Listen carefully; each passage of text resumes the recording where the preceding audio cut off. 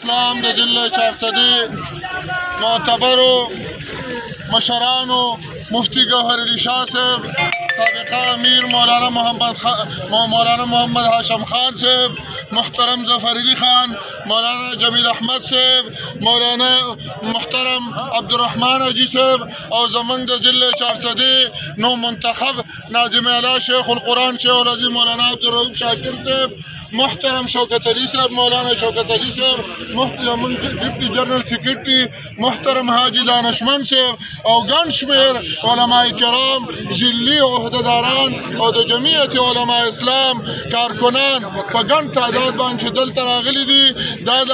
حضرت امیر جمعیت علماء اسلام حضرت مولانا فضل الرحمن صاحب په یو اشاره باندې دلته راغلي دي. مولانا فضل الرحمن اشاره وکړله، مولانا فضل الرحمن صاحب حکم چې په دې وخت باندې که څوک اسلام آباد ته راځي اسلام آباد ته راشئ، او که اسلام آباد ته چې حالات سازګار نه نو په خپلو ځایونو کې روډونه بند کړئ او احتجاج وکړئ. د هغې حکم په بنیاد باندې دلته د جمعیت علماء اسلام دا ټول کارکنان راغلي دي او احتجاج کوي. خوږو عزتمندو، دا د نااهله حکومت، دا د جعلي حکومت، دا د حرامي حکومت د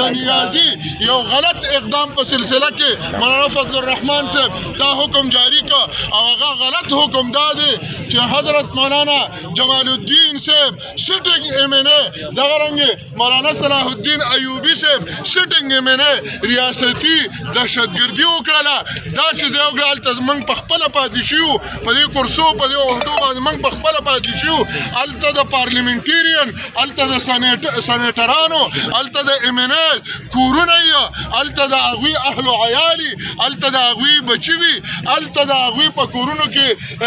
تورسرې زنانه وي. دې ریاستي دهشتګردۍ، دې ظالمانو، دې نااهله حکومت، دې جعلي حکومت، دې یهودي نواز حکومت، عمران نیازي غونډګانو، دا د عمران خان غونډګان دي، دا د عمران خان پولیس نه دي، دا د پاکستان پولیس نه دي، دا د عمران خان غونډګان دي. او زه د اسلام آباد هغه منحوس آی جي ته وایم چې کوم کردار تا منحوس کردار ادا کړه. زه د اسلام آباد نورو پولیسو اهلکارو ته وایم تاسو چې کوم نن تور کردار ادا کړه، تاسو چې نن هغه بد کردار ادا کړه، تاسو چې نااهله او جعلي حکومت غونډګانو کردار